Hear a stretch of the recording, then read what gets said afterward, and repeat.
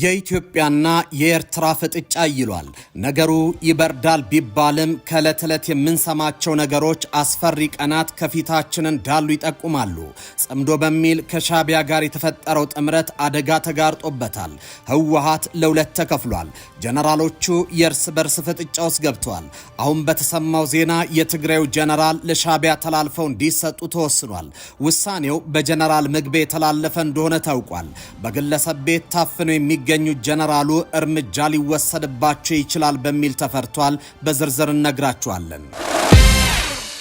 በሌላ በኩል ከሻቢያ ጋር የተጣመሩ የሻቢያ ጀነራሎች ሱዳን ውስጥ ናቸው።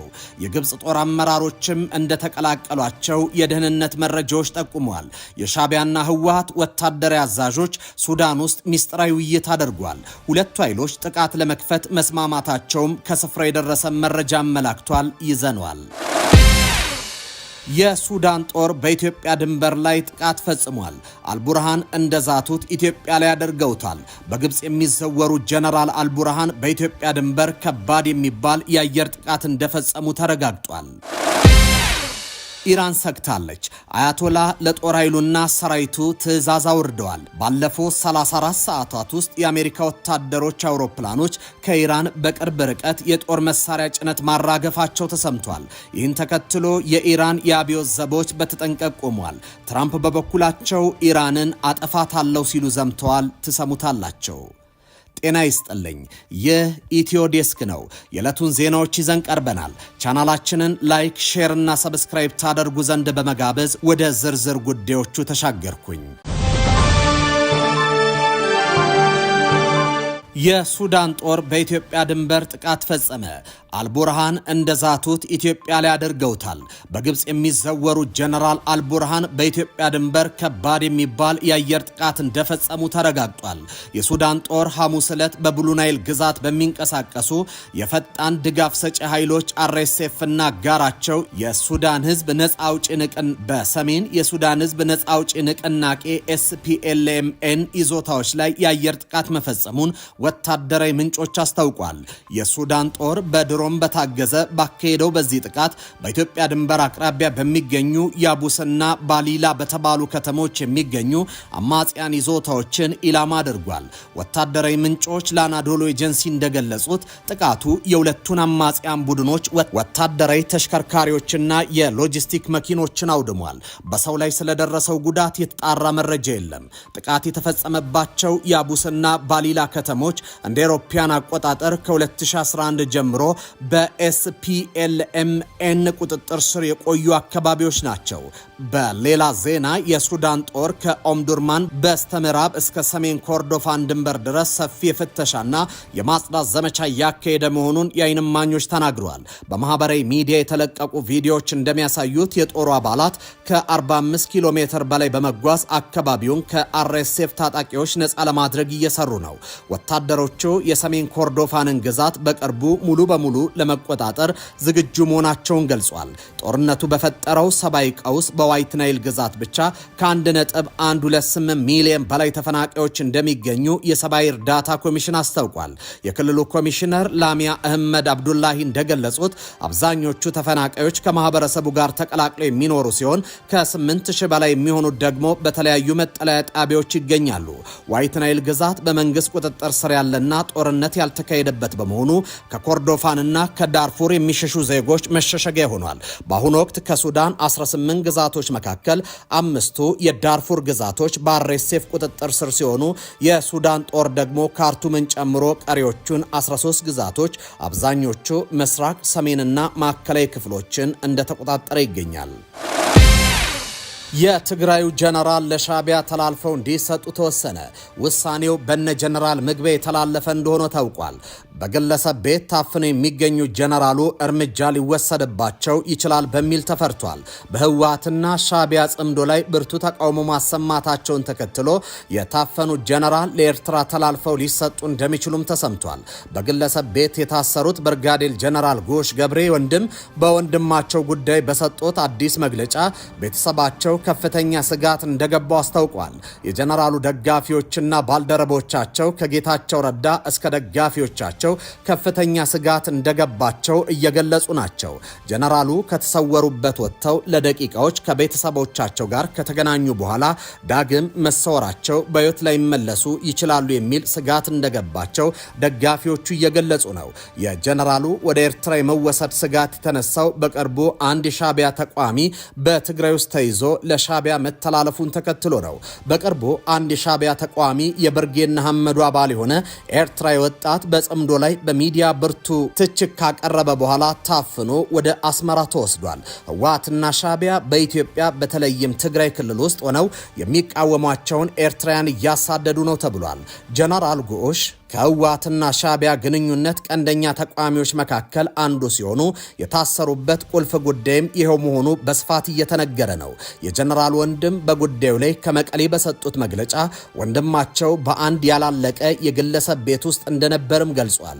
ይሁን እንጂ በታቀደ አግባብ የቢቢሲ ካሜራ አስቀድሞ ተዘጋጅቶ በድንገት ከቤተሰቦቻቸው ጋር ለደቂቃዎች እንዲገናኙ ከተደረገ በኋላ የተወሰዱበት አልታወቀም ተብሏል። በመደበኛ ማረሚያ ቤት ሳይሆን ግንባታው ባልተጠናቀቀ አንድ የግለሰብ መኖሪያ ቤት ታስሮ እንደሚገኝ ገልጾልኛል ያሉት ጀነራል ወንድም ቢቢሲን በሴራ ተባባሪነት ወንጅሏል። የቢቢሲ ትግርኛ የመቀሌ ዘጋቢ ከጀነራሉ አሳሪዎች ጋር በተናበበ መልኩ ቀድሞ ቢሮ ውስጥ በመግባት የቀረጸውን ቪዲዮ ለአሳሪዎቹ የፖለቲካ ትርፍ እንዲውል አድርጓልም ብሏል። እንዲሁም ወንድማቸው የፍርድ ቤት ደጃፍ እንዳረገጠ እየታወቀ በ48 ሰዓታት ውስጥ ፍርድ ቤት ቀርቧል በማለት ቢቢሲ ላይ የተዛባ ዘገባ አቅርቧል ሲሉ ቅሬታቸውን ገልጿል። ጀነራሉ ከተያዙ በኋላ ያሉ የሴራ አካሄዶች ከፍተኛ ስጋት እንደፈጠረባቸው የገለጹ ሲሆን ተመልሰው ከተወሰዱ በኋላ የት እንደገቡ እንደማያውቁም ገልጿል። ጀነራሉ ከቤተሰቦቻቸው ጋር ሲገናኙ የሚያሳይ ቪዲዮ ተገርጾ በቢቢሲ ከተሰራጨ በኋላ ያለው አዝማሚያ አሳሳቢ መሆኑን ደጋፊዎቻቸው ጭምር በስፋት እየገለጹ ነው።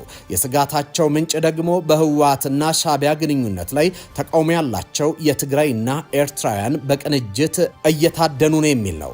ከጀነራሉና ከመጀመሪያ የጽምዶ አቀንቃኝ አክቲቪስት ብርሃነ ልፋአታይ በተጨማሪም ሌሎች እየታደኑ ነው ተብሏል።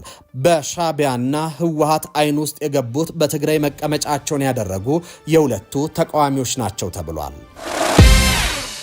የሻዕቢያና ህወሓት ወታደራዊ አዛዦች በሱዳን ሚስጥራዊ ውይይት ማድረጋቸው ተሰምቷል። ጥቃት ለመክፈት መስማማታቸውም ከስፍራ የደረሰ መረጃ አመላክቷል። የጽምዶ ክንብንብ እየተገለጠ ነው። ሁለቱ ኃይሎች የጀመርነውን የህዝብ ለህዝብ ግንኙነት ነው ቢሉም ሐቁ ግን ዘግይቶም ቢሆን ተገልጧል። የጽምዶ ዓላማ የህዝብ ለህዝብ ግንኙነት ሳይሆን ወታደራዊ ትብብር እንደሆነ ተረጋግጧል። በትናንትናው ዕለትም በሱዳን ሐሽባ በተባለ ስፍራ የህወሓት የኤርትራና ሱዳን ወታደራዊ አመራሮች ተገናኝተው መወያየታቸውን የኢትዮ ዴስክ ምንጮች ተናግረዋል። በዚህ ውይይት ከህወሓት በኩል የአርሚ ሰባ አዛዦች ተገኝተዋል ያሉት ምንጮች ከኤርትራ በኩል ሁለት ስማቸው ያልተጠቀሰ ወታደራዊና ሲቪል አመራሮች ታድመውበታል። በቅርቡ የተቀናጀ ጥቃት በኢትዮጵያ ላይ ለመክፈት የተስማሙ ሲሆን የሐሽባ ስምምነት የተሰኘ ሰነድ እንደተፈራረሙም ከምንጮቻችን የደረሰ መረጃ አመላክቷል። ጥቃቱን በወልቃይት ሸረሪና በኩል ለመክፈትም እንዳቀዱ ገልጸው ወልቃይትን መቆጣጠር የሞሽረክ ጉዳይ ነው በማለት እንደተናገሩም የደረሰ መረጃ ጠቁሟል። ከዚህ በተጨማሪ ለጦርነት እንዲረዳ ሎጂስቲክስ ማለትም ነዳጅ፣ እህልና ስኳር 15 ተሳቢ በዛላምበሳ በኩል ምልልስ ተደርጓል። ከሰሞኑ በቁጥጥር ስር ያሉት የህወሓት ወታደራዊ አመራሮች ጉዳይም የጦር ዝግጅት አካል ነው ተብሏል። ጦርነት የሚያደናቅፉ በቁጥጥር ስር መዋል የጀመሩ ሲሆን ጀነራል ጎሽ ገብሬ ለፋአታይ ተስፋ ጨምሮ 19 ሰዎች ታስሯል። በሌላ በኩል በህወሓትና ሻዕቢያ መካከል ድልድይ ሆኖ ሲያገለግል የነበረው ብርሃነ ገብረ ጊዮርጊስ ለፋአታይ ከታሰረ በኋላ ጽምዶ ወደ ወታደራዊ ትብብር አድጓል ተብሏል። በህዝብ ለህዝብ ግንኙነት ስም በአደባባይ የሚቀነቀነው ጽምዶ አሁን ላይ በግልጽ መሬት የረገጠ ወታደራዊ ትብብር ወደ መሆን መሻገሩ እየተነገረ ነው። ኢራን ስጋት ውስጥ ገብታለች። አያቶላ ለጦር ኃይሉና ሰራዊቱ ትዕዛዝ አውርደዋል። ባለፈው 34 ሰዓታት ውስጥ የአሜሪካ ወታደራዊ አውሮፕላኖች ከኢራን በቅርብ ርቀት የጦር መሳሪያ ጭነት ማራገፋቸውን የተሰማው። ይህን ተከትሎ የኢራን የአየር ዘቦች በተጠንቀቅ ቆመዋል። ትራምፕ በበኩላቸው ኢራንን አጠፋታለሁ ሲሉ ዘተዋል። ባለፉት 3 ተከታታይ ቀናት አሜሪካ የጦር መሳሪያዎችን፣ የአየር መከላከያዎችን እና ትጥቆችን ወደ ኢራን ድንበር እያራገፈች ነው።